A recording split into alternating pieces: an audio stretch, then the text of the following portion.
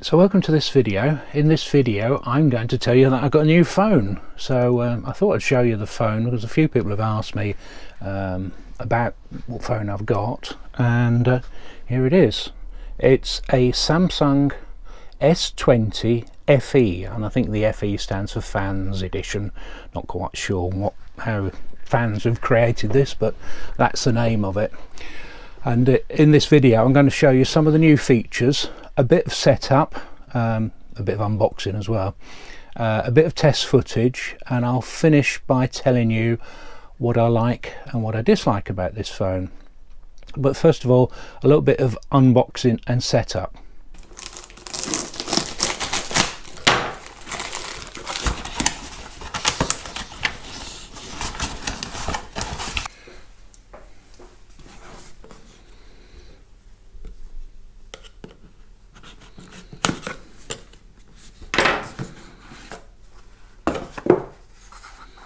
Ooh. Oops. Oh, it's cold.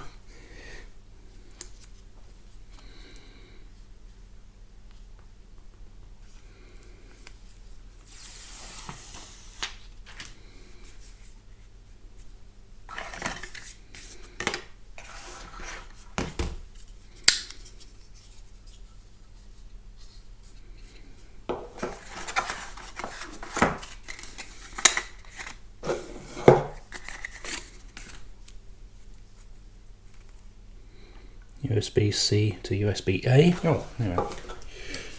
Right, sort of hidden in there.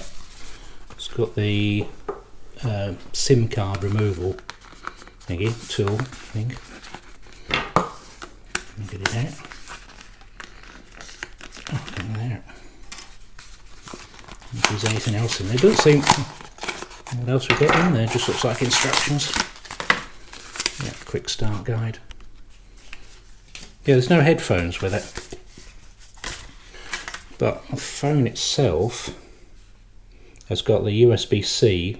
There's no headphone socket anymore, and you've got the 3 cameras on the back there.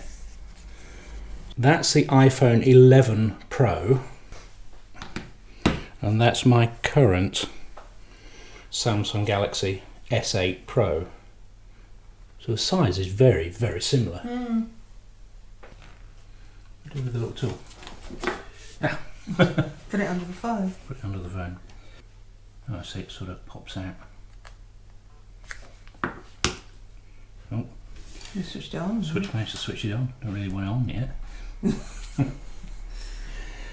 I've got the SD card and the SIM card on here. I think I've only got the SD card. Let's have a look. Oh, wait, hang on a minute. Oh, okay. That's a dual thing then. So, go that way around. Yeah, so the SD card goes in there. Probably ought to be reading instructions here, shouldn't I? Yeah. Sorry, the SIM card goes in there. That way around, is it? Yeah. Right, so that's the dual thing. Right, both in there. Right, switch it on. Right, this is the Clearview case I bought. So it's the Samsung case, and you put the phone in there. So it's got a lid on it, access to the things, and got the camera on the side. We'll see how we get on with that. That should provide more protection for the phone because it's obviously covering it all up.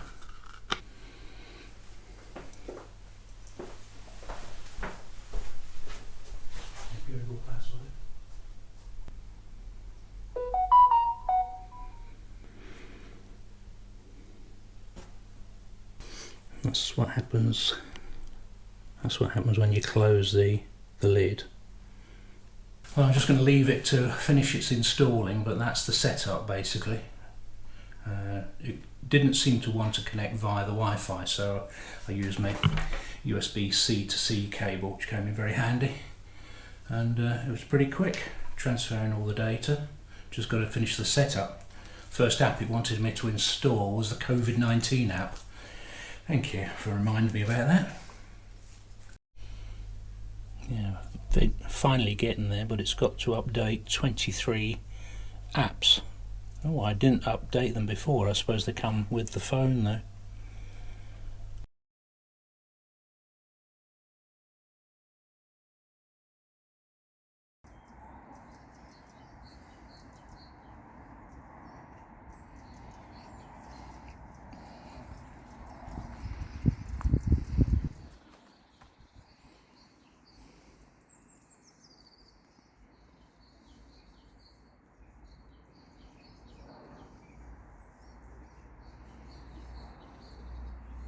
It's probably one of the hardest things for a camera to do, on a selfie thing. So if you were walking along, oh, right, sun. Wow, the sun's bright. I'd find that really difficult talking to the phone like that. I suppose at least you can see you're in the shot. Oh, sun there. You can turn it round as well.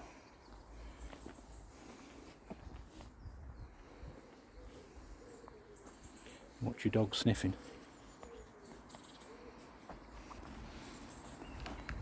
I was just going to say I'll check how stable it is walking, but probably decided to stop. I'll hold it up.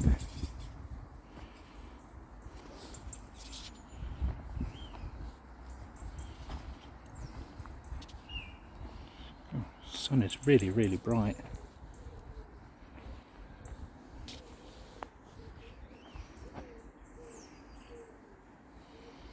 One thing you do like is that you can change the telephoto. That's 3 times zoom. Probably wouldn't want to go any higher than that.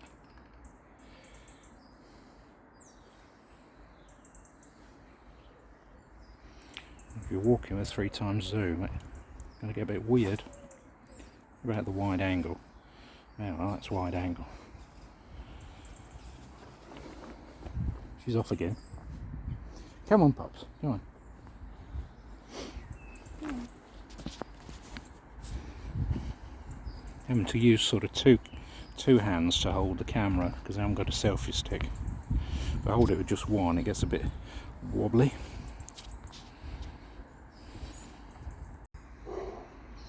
Come on, Pops. Come here. Come.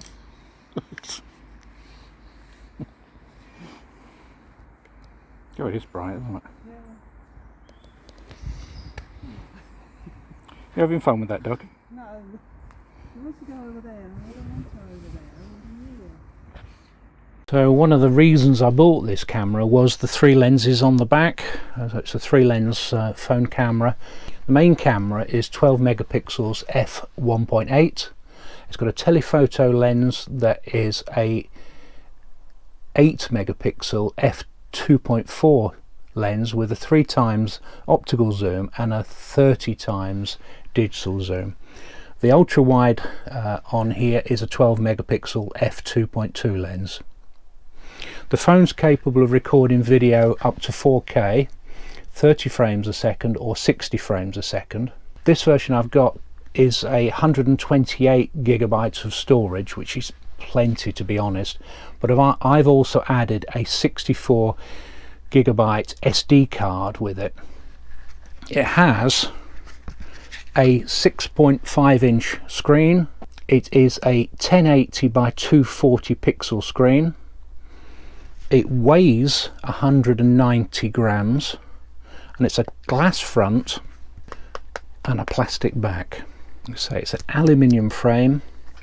The display is a 120 Hertz AMOLED HDR10 plus, whatever that means.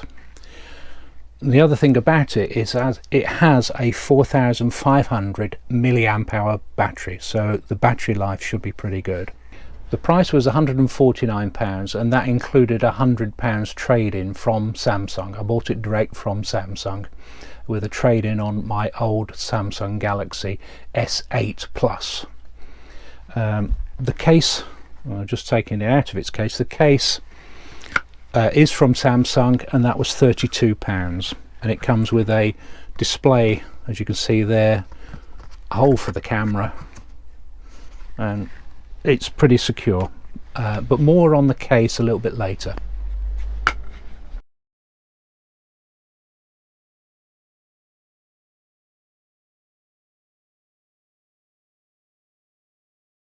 Try and hold it steady and do a little walk. Go on, keep going, Poppy. Come on. Really long shadows. Sort of about, well, it's only 2:30, isn't it? Yeah. Long wintry shadows.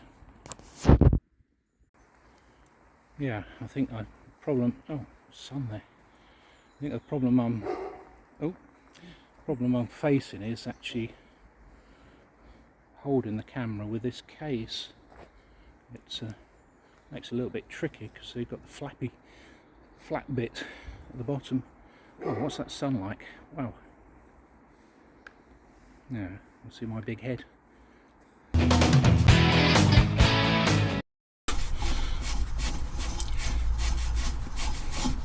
That's on. Press this button, and sometimes you have to press that button as well.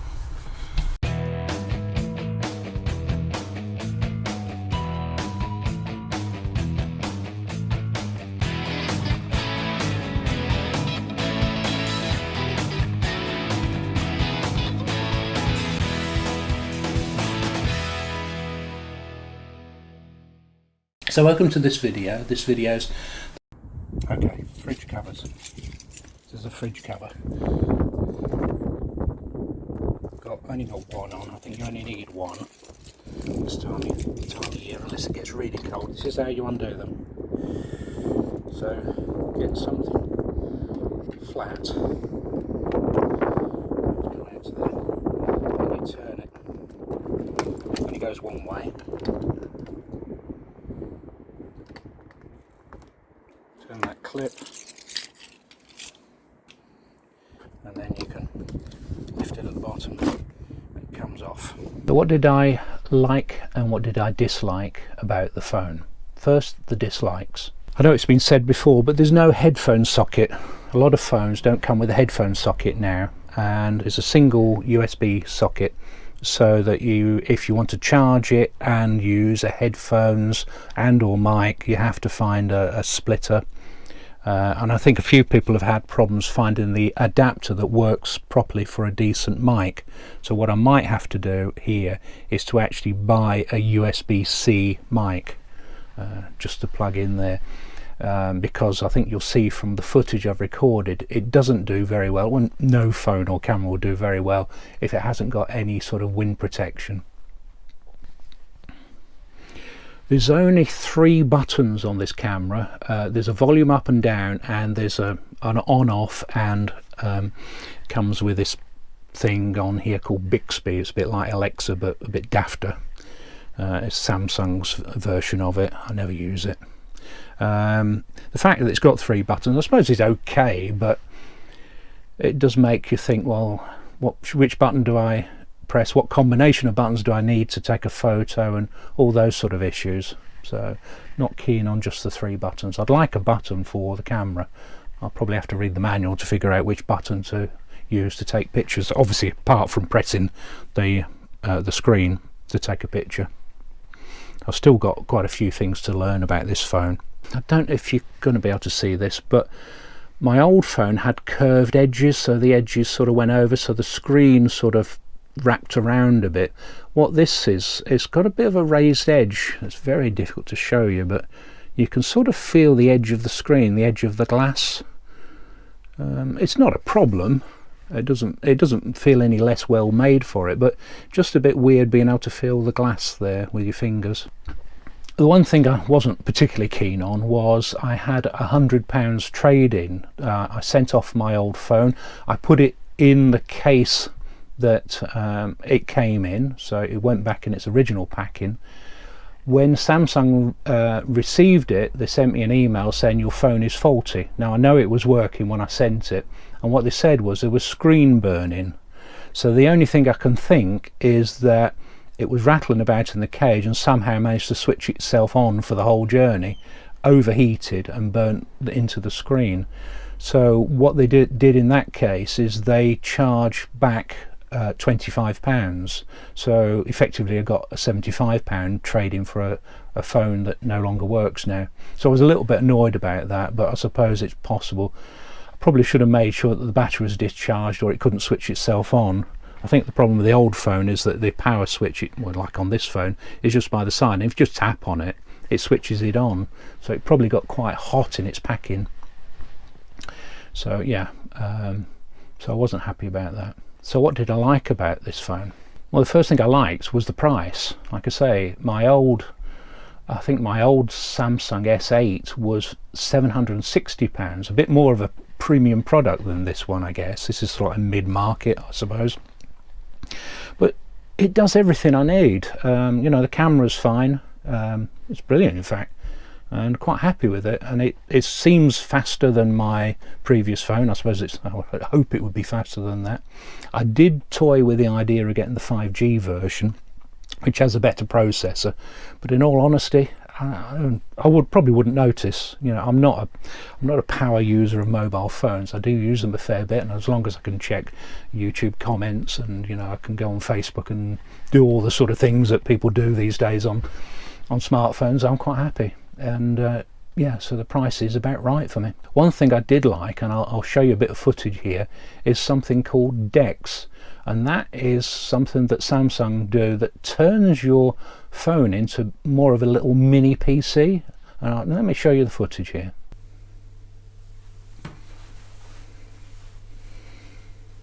So it says how to open the touchpad on your phone, so tap that. Okay, and then you've got, see that you can use your mouse, your hand, and easy one, do that, and then you've got, it's like a little PC really. It's clever. You just sort of press a little bit harder and you can move them over, so you could get a load of apps up on your screen. So as if you've got a keyboard as well. This is just like using a little PC, isn't it? Little keyboard and a trackpad. What a brilliant idea it is. I might get a little keyboard for that. Yeah, so I think that DeX is brilliant. Really like that. I also like the mirroring. Now this is not really the phone, but it's something I think Microsoft and possibly Dell have designed, but it allows you to mirror your phone to your laptop, and for me that's great for copying files. I'm not forever looking for a lead. You can copy photos off and get them on there straight away. I like the fact that it's got fingerprint detection on there. You can put your finger on there. I've got to press a little bit longer and it comes on. It has got face detection, you know, it sees your face and it switches on, but if I do that, good old fingerprint, it works. It just like it. It's much easier than waiting for your face to be detected. You might have glasses on, you might have a hat on, you might be cold. Another thing I like about this phone, very little area around it that's not in use. And unlike the iPhone, it doesn't have a notch at the top, so you're not missing a bit of screen up there. The only bit of screen that's not in use, if you can see it, is the camera there. That's the selfie camera. Battery life has been really good with it. I've been using this in lockdown. You probably use mobile phones more than you ever would normally, so I've been using this on and off all day and I've never run out of battery yet. So the battery life so far has been really, really good. The other thing I would say is it doesn't get particularly hot. I think the old phone used to get quite warm, so maybe the processor's a bit better. I really love having a zoom lens on the phone. I did think about buying a real camera, as it were, and I suppose to get a decent one I would probably be looking around about £700, something like the Sony ZV-1 or something like that. Or if I was going for a camera with a detachable lens, I'd probably be looking at a lot more. Now I'm not into photography as such. I do like, obviously, making videos. A phone camera is okay for what I want to do. If I ever sort of get a bit more into photography, then possibly I'd look at a proper camera. But I think I was tempted by, you know, the point and shoot ones, the Sony ZV-1 particularly, very tempted by that.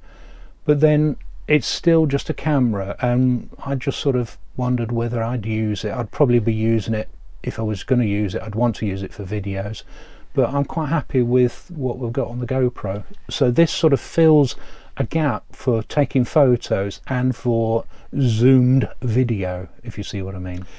One thing to add is that I've got my phone on an unlimited data, unlimited minutes and unlimited text contract through my supplier Utility Warehouse, and that's on the EE network, and I think it's been pretty good for us. If you do need to know more information about Utility Warehouse, I'll put a link down below. I am a distributor. I have been since about 2009 for Utility Warehouse, so I won't try and sell you it. You have a look at the information there. I just think it's good value. The first SIM is £20 a month, and Jenny's SIM is £10 a month. So for £30 a month we get 2 lots of unlimited data, so there's no danger of running out of data. As for the phone, it's a good phone. I really enjoyed using it. I've not had any problems with it. It seems to do everything I need it to do. I suppose time will tell how good the camera is. I haven't really had a chance to use it very much, but that's the main reason I bought it, because it's got those 3 lenses, and yeah, very happy with it. So what more can I say? So if you enjoyed this video, give us a thumbs up, remember subscribe, hit the notifications icon, and well, you'll get to find out when we release another video. So see you soon.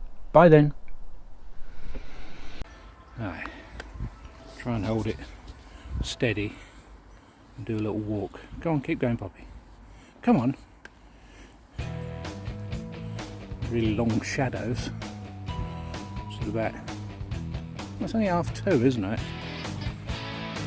So, is it? What time did you say it was? Oh, okay. Long wintry shadows.